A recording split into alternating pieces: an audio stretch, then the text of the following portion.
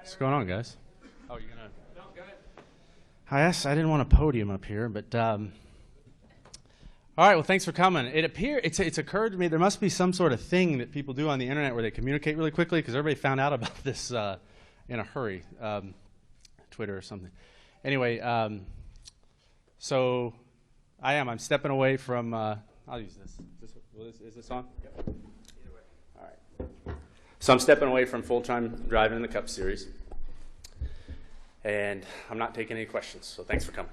No, just joking. I think I owe it to you guys, and I'd like to share my reasoning and then allow you guys to ask some questions and talk about this. But before I get to my reasons, I'd like to just talk a little bit about my career and things that are important to me. And when you're done, Bob, I'll be.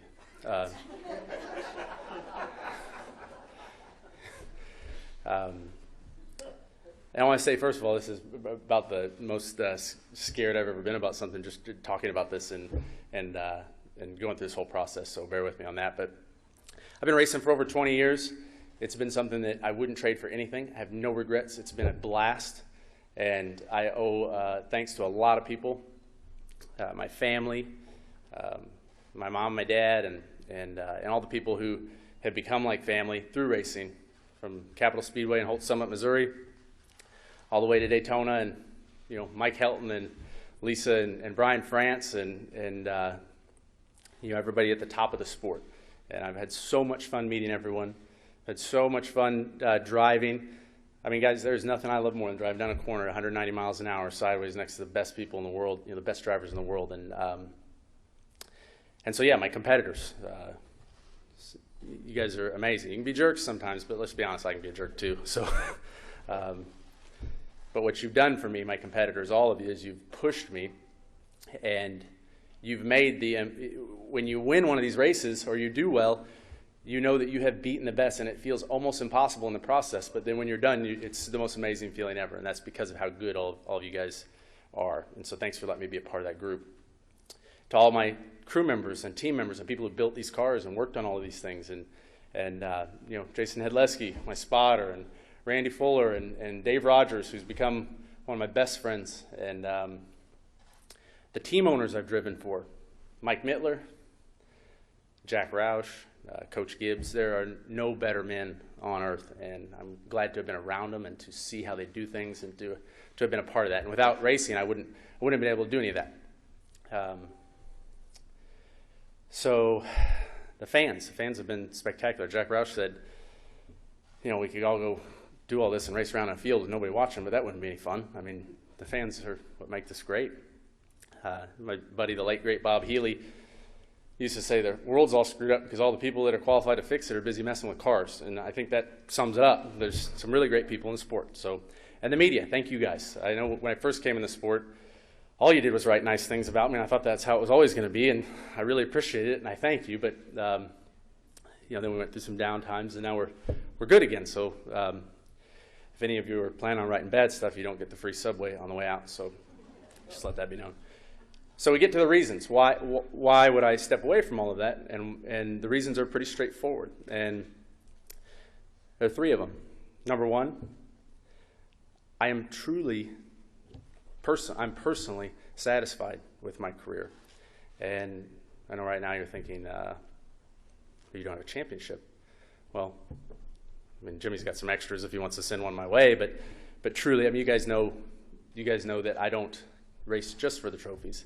This has always been this has been a neat journey for me, and it's always been something that I've been rewarded by the challenges. And there's some race car drivers sitting here, Ricky, and you know how it is. It's scary in so many ways to go racing. I mean, initially, first time I stepped on throttle in my dad's race car, I mean, I thought I was the greatest driver ever, and about a half a second later, I pulled my foot right off, and I couldn't get it to go back down. And I thought, man, this is going to be tough. And so you go from that to, working up the courage to ask people to drive the car, to being put in situations where if you drive well and you win, you get sponsorship and everything works. And going through that whole process and becoming a better person, a stronger person, a better competitor, a better teammate, a better friend to people. that's a big deal to me, and I feel accomplished. And I know when I sit in that race car that I am the best race car driver I can be. And so whether or not I have that championship, that I'm really satisfied with that.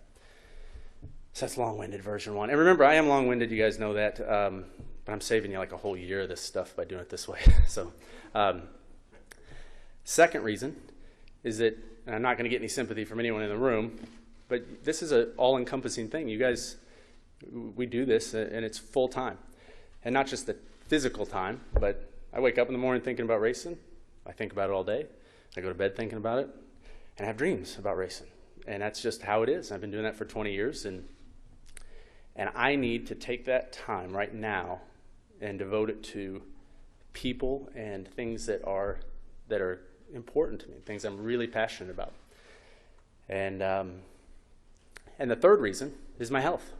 I can stand here healthy, and that's a testament, after all the racing I've done and all the stupid stuff I've done in a race car, that is a true testament to NASCAR, to the tracks, to the people who built my race cars, to my competitors, and to the drivers who've come before me who haven't been so fortunate. Having said that, though, it's a risky sport. I'm aware of the risks. I don't like how it feels to take the hits that we take, and I'm a sharp guy, and I want to be a sharp guy in 30 years. And so those risks are something that I want to minimize. Now, if I put those three things together, that brings us to the timing of this. Slight shock, I know. I keep thinking about that scene from Forrest Gump where he stops running. Everybody's like, what? So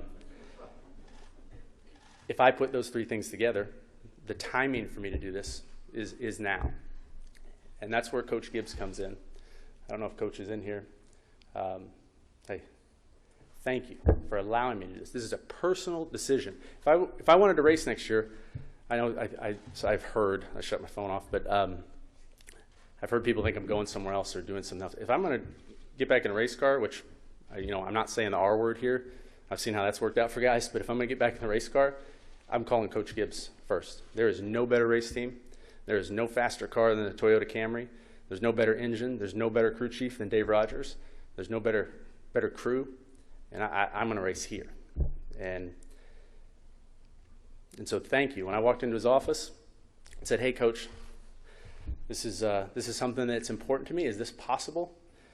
I've told him this. I made sure that check which hand the ring was on because I thought it was coming, and instead he stuck out his hand in a much different way, and he said, "I admire you for being able to make a decision like this, and I'm going to go to work for you." And that's the type of person Joe Gibbs is. That's the type of organization this is. I cannot thank him enough. So those are my reasons. I'm satisfied with my career. I'd like to spend time on other things outside of it. And my health is important to me. And I am healthy. Everybody texted me yesterday. But yeah, I'm great, and all people close to me are healthy. I appreciate those concerns, but that's not an issue. So do you guys have any questions at all? Yeah, so we'll have Jessica and Alicia's with the mics here, so we'll bring and Lee, how could you not break this early, like you've done everything else in my career? Oh, you've been in Hawaii? I separated myself. That is no excuse. I can't put racing out of my mind. Anyway. I can't.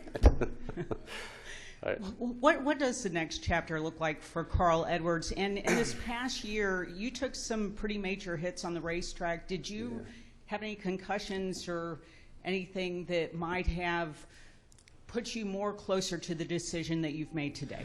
Okay, so the first question, I have a lot of interest outside of racing. I've really enjoyed, there's a lot of aviation stuff, a lot of the agriculture thing has been great. But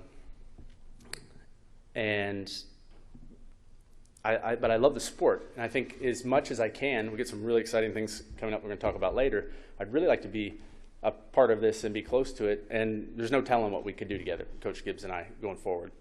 I don't have anything solid yet. I have enjoyed the broadcasting stuff. I'd be really open to any of that stuff. I used to think that would be no fun, but the more I've watched how much fun people are having with it, and that could be something that's neat. And then what was the other part of your question? Did you suffer concussions last year in the 5 hits that you took throughout the course of the... So, like I said, I'm 100% healthy, but I am aware that it's a risky sport to put on a helmet and a fire suit to go to race.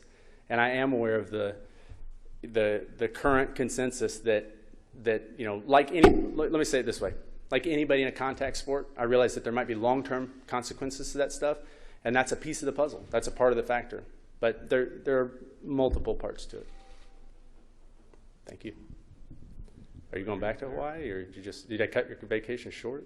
I'm going to Chili Bowling. All right, sweet. I'll tell you about my vacation plans later, but Claire Belane, Sirius XM NASCAR Radio. Carl, when did this hit you? There's been a lot of talk, obviously, that it was December 21st or something. You don't talk a lot about your family, but people are talking about your family being part of this, and certainly you have kids at home and a wife, and also any thought about running for public office, which is something that people are talking about, you being the governor of your state down the road. Okay, so I do have, which part? I'm sorry, what was the first part again?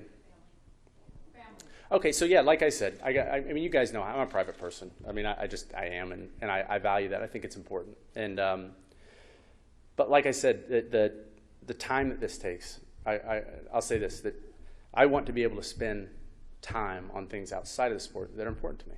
And I think it's the right thing to do. And as confusing as this whole thing might be to people, this might not make sense to people. I mean, that's the risk you take with something like this. And I have to be honest, it makes you nervous to think, for me, to do something like this and wonder if everybody understands or not. But really, that's part of what I talked about earlier about growing as a person and the things this sport has taught me. Anyway, I'm getting long-winded, but yeah, I'm excited to be able to spend time on things outside of the sport. Yeah. When did you come to this? So I had been thinking what I thought was reasonable amount about kind of how this would end. I always think about things going forward, and in my mind, I'd considered next year being my final year, but I hadn't put really a lot of thought into it.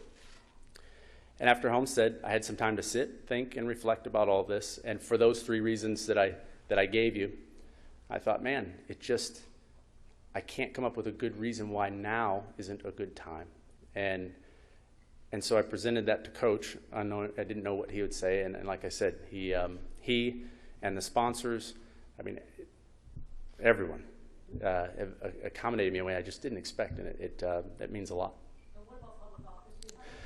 Okay, so I do have really strong feelings about our country and what it means, what America's about, and the principles that keep us free and safe from the biggest risks in history. And so I don't know if I'm not prepared right now to participate in any public office or anything, but I am very open to helping that cause and helping the cause of liberty and freedom and what it is that America is about. Let's go to this side of the room over here. Steve Richards with PRN Radio. Carl, was there a defining moment that served as a catalyst for all this? That's a very interesting question. Sorry, it'll be an interesting answer. I hope you'll bear with me on it. But there are times, the people close to me know that I follow my gut. And as analytical as I am, and as much as I wear people out about the details, Coach can attest to that, I do. I follow my gut. And sometimes I just gather what's around me, and I say, look, if all signs point to this, then that's what I need to do. That's what got me here in the first place. The way everybody looked at me when I announced I'm doing this is the same way people looked at me 20 years ago when I said, hey, I'm going to drive a race car for a living. Like, you're crazy. I mean, literally, people laughed at me. But that same way of thinking applies now. I really believe it's the right thing. It's a personal thing. I feel strongly about it. I'm very confident in it. And so, no, there was not one thing. Just a series of those things over time. I'm sure it's the right direction for my life. Jenna, I can't believe you actually wrote the subway thing. That was pretty funny. I thought you meant you'd quote it to, like, other people. I'm sorry. Carl, you've repeatedly said you're walking away from full-time racing. Right. Could there be other races? Absolutely. I don't know what I'm doing right now, and I hope you guys will accept this because I know it's hard Coach and I have had these talks. I don't have any intention of going back full-time racing. I don't have a plan to drive a race car right now, but I know enough about. I just know how things work, and if it comes up and the right opportunity is there, and at that moment it's the right thing, then for sure I'd entertain it. But like I said, the first person I talk to is Coach. And losing the championship the way you did, and the sting, the inevitable sting that had to come from that, might things have been different if you'd won the championship? It's a good question. In a lot of ways, I think I don't want to start down. I don't know. I'll say that. I mean, who knows? It might have made it easier. Let me tell you about Homestead, though. I'm glad you brought that up. With 30 laps to go, like 40 laps to go, 30 laps to go, 20 laps to go, that's what I live for. I mean, that is it. That is racing to me. I mean, Dave and I had worked all year to be in that moment, to battle with Jimmy, and then to be able to pass Joey and Kyle for the ultimate prize, driving just as hard as I could, and to be in that position and to know that day we were getting it done. I mean, that's what I live for. And that part of Homestead, for me personally, I won. I mean, that's what it's about. And the outcome, obviously, I wasn't happy with, and that's frustrating and everything, but I feel really good about that. Over the years, compared to when you came in, has the enjoyment factor of racing, has the fun factor diminished for you, and did that play any part in wanting to do something else? That's a good question. I've always liked the adventure of things. I do. And when you ask about what I've got in store in the future, there are a lot of things I'd like to do. But yeah, to get back to your question, I like a new challenge. I like something that fully, takes all of my attention. And I think anybody can tell you that a career that's lasted this long in any sport, it becomes less of a challenge, and you get a little bit less of that. But look, I've raced at least, I think, almost 1,000 NASCAR races. I ran the Xfinity and the Cup Series full-time for 7 years. And what I said at the beginning is absolutely true. I don't regret one bit of it. So if I go forward, would it be as exciting and all that as it has been? I'm not sure. But so yeah, there's a part of that.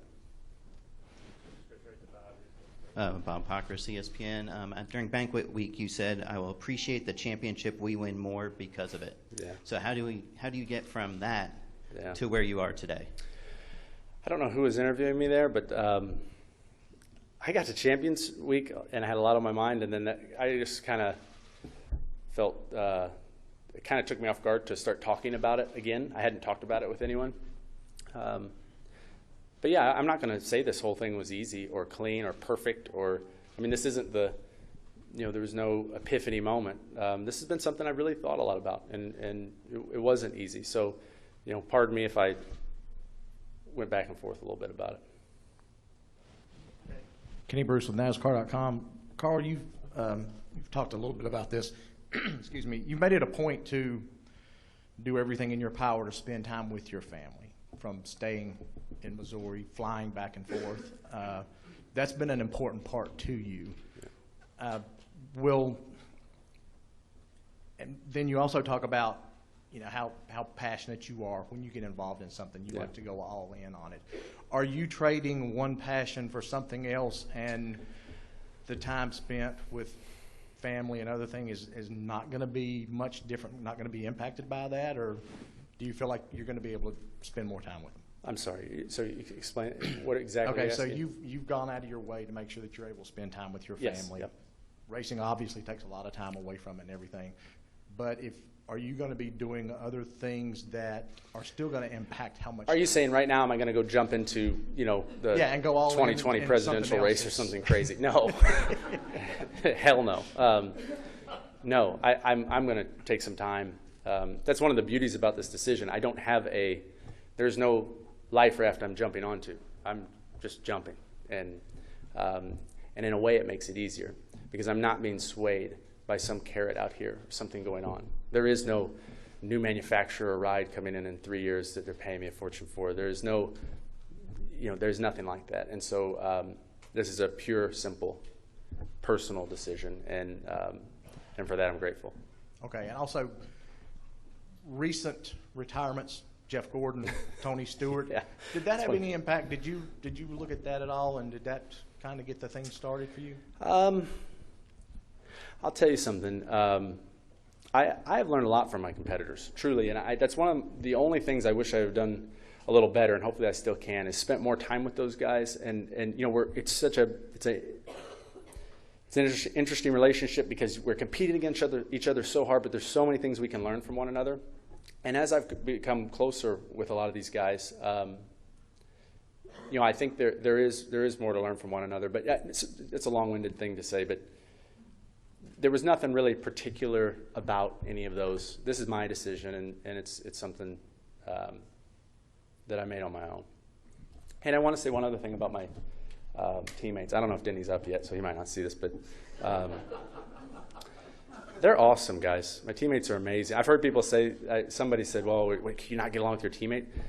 Guys, this place is, I have the best teammates in the sport. They're great. And I have not always been the best teammate. I have been a self-centered jerk at times. I know that. That's been pointed out to me by multiple teammates. But they have made me better, and I'm better because of them. And so yeah, I just want to make sure I thank them. I think we had Ryan right there. Tom. Brian Nelson with MRN. So, Carl, since word broke yesterday, a lot of the folks in this room have written a lot of flattering articles That's nice about of your you. character I haven't read it. that's been displayed over the years. And Nate had a quote that said, "You've always lived your life by the Midwestern mentality. Pretty simple. Do your job, do your work, be kind to people, and your reputation will follow." So as you look back on your career and a lot of the things, I am thinking specifically about you going to the 22 pit box after the incident in Homestead. You talk a lot about just wanting to do the right thing. Are you focused on that, or are you aware of yourself as a role model and how you're perceived by others? Man, I don't know. It's very flattering, but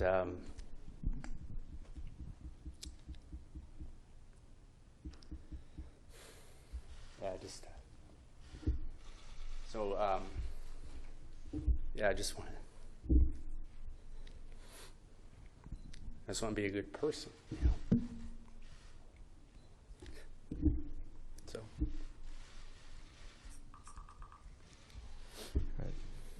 Tom.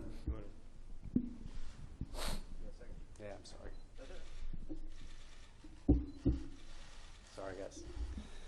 Damn camera shutters are killing me there. Yeah, the lighting's awful though.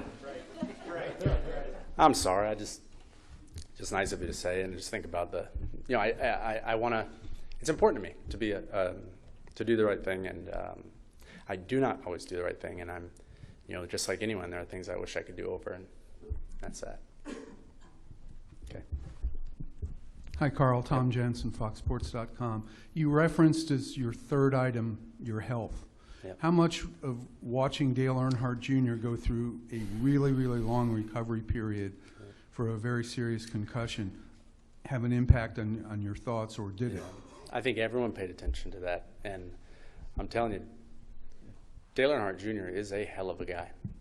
He is a guy that I look up to. We've had our differences, but he's never shied away from telling me exactly how he feels, and I think everyone in the sport paid attention to that, and I have a lot of respect for him, and whatever decision he makes, I back him. I run that Gadsden flag on my car because I believe people have the right to choose what they think is best, and I thought that took a lot for him to do that, and I have a lot of admiration for him. But how about for you personally? Oh, so yeah, I looked at that, and but like anyone in contact sports today, and like Brian France said, this is a contact sport. That's part of what makes it so much fun. You have to look at the risks, and fortunately, because of all the work that people have done, I can stand here 100% healthy, and 15 years ago, 20 years ago, I don't know if that was possible. This was, but yeah, like I said, that's one of the factors in my decision. Dustin. Dustin Long, NBC Sports. Carl, help me out, a little confused here. You talked earlier about what you live for. You talk about 40 laps to go, 30 laps to go, 20 laps to go at Homestead. And this is something you've done all your life. You've been programmed to do this. So I think the confusion is what else is there that you live for that gives you a similar type of sensation that you are no longer going to have on the track? I mean, is it Farmer Carl? Is it something? What is it about you, or what is it that you're looking forward to that's going to provide that, fill in that gap to some degree? So I hope you'll accept that I don't have that all figured out yet. And to me, that's okay. I'm at peace with that. I know if I lay out those 3 reasons that I listed, if you put those together, you add them up, it adds up to this. This is the right thing. And, life's short. You got to do what your gut tells you. And I have a feeling I'll find something. And if I don't make Coach too mad, if I don't, maybe he'll have me back. Nate. Nate Ryan, NBC Sports. 2-part question, Carl, kind of following up on that. I just want to clarify. I know you said that there is no manufacturer out there that has offered you some ungodly sum of money. So just to put on the record, you have not had contact with any other manufacturer, any other teams about the future? So no, I've had no. I don't. This is not a decision because I have something else lined up or the desire to go line something up. I can't tell you that while my phone's been off, I haven't got some offers or something crazy in there. I don't know, but I am not entertaining and have not contemplated anything else like that. Nothing.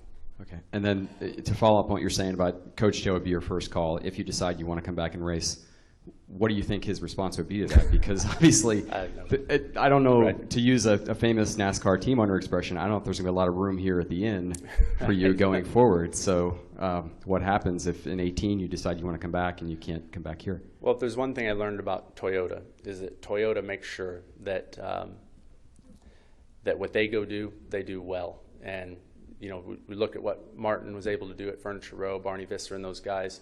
And, I don't want to start down this path. This is not my plan, you know what I mean? But I'd be open to anything that involved Coach Gibbs, Toyota, and the people that make this thing work right now. I mean, this is a cool deal.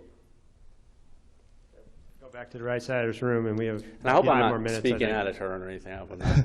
Tyler Burnett, MRN. Last night, Kenza said he had no idea this was coming down. Did you associate? He told me that too. Yeah. Did you talk to any of your peers or any of your teammates? And when you decided this moment, who was the first person you wanted to call and tell? I think Matt was the first driver I talked to, and I woke him up. But yeah, I think it's important for me. A number of drivers have reached out, and that means a lot. And if any of them want to talk to me about it or anything, I'd be glad to talk to any of them about it. Nobody in particular, but like I said, I have a ton of respect for my competitors.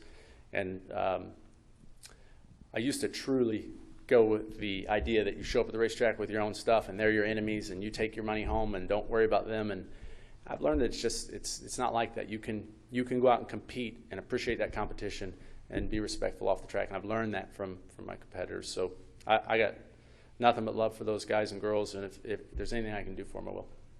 I think we have time for about 3 more, guys. 3 more? Is that right? Yeah, it's great. I don't drink a lot, but I may start after this. No. Hey, Carl. Doug Rice, PRN. You've only got about 3 more of these to answer. Hey, events like this are a big part of a driver's career. How would you characterize Carl Edwards' relationship with the people in this room, with the media over your term of your career? Okay, so from the beginning, racing for me was a struggle because we didn't have money to race. And I understood the relationship between the media and the team and the drivers for that matter. And you guys deliver our sport to people.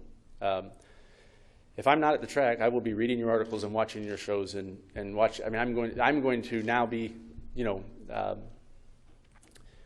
I'm going to be living, or, you know, being a part of the sport through you guys. But my point is that without you guys, the sport doesn't get to the people, and I've always felt that way. And yeah, I mean, I've had a lot of, you know, talks with a lot of you in the room, and we've been through a lot together, but I have a lot of respect for you guys, and I don't know, you know, I hope you guys feel the same. Come back here, Bob, and go Chris. Carl, when a lot of us were trying to figure out why now, you know, there's maybe some speculation or some thought, well, maybe you started trying to renegotiate your deal and an extension to stay here, or maybe it was the caution flag that brought out, that bunched everybody up at Homestead. Were there any frustrations or anything that you're like, man, this is just going to be, I just don't want to do it anymore? Right. So people say you're mad at NASCAR. It's like, well, not any more mad than I normally am at NASCAR. But no, I mean, that's just, it's, I mean, no offense, Mike and everybody. I mean, but let's, the deal is that,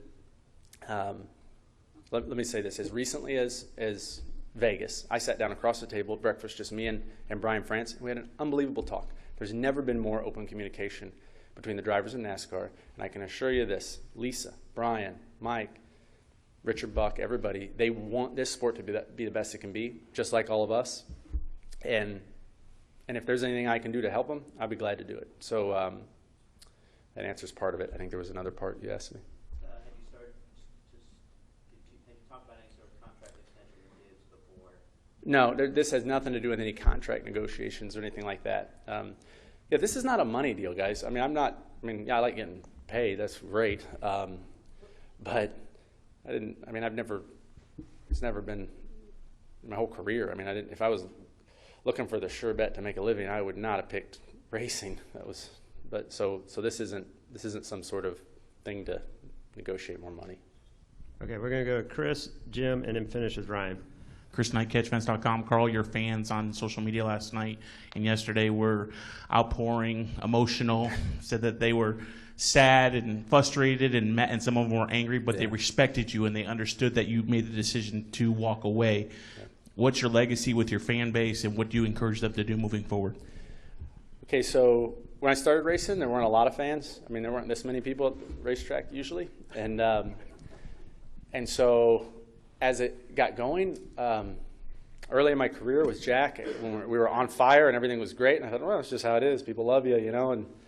And then I went through some years where it wasn't so good. And I'm not joking. The fans, I realized they were a part of my team. They're a part of what I do. I was at some racetrack. I was having a really bad day. I hadn't won a race for a year and a half or something. And someone came up to me with all their 99 gear on, and they said, "You're one of the best drivers in the garage. Don't you get down. I see you walking around like that. You need to go out there and kick everybody's butt." I mean, and I thought, I needed that. I mean, it meant something. And so I've learned to really, really appreciate the fans. And so that's cool.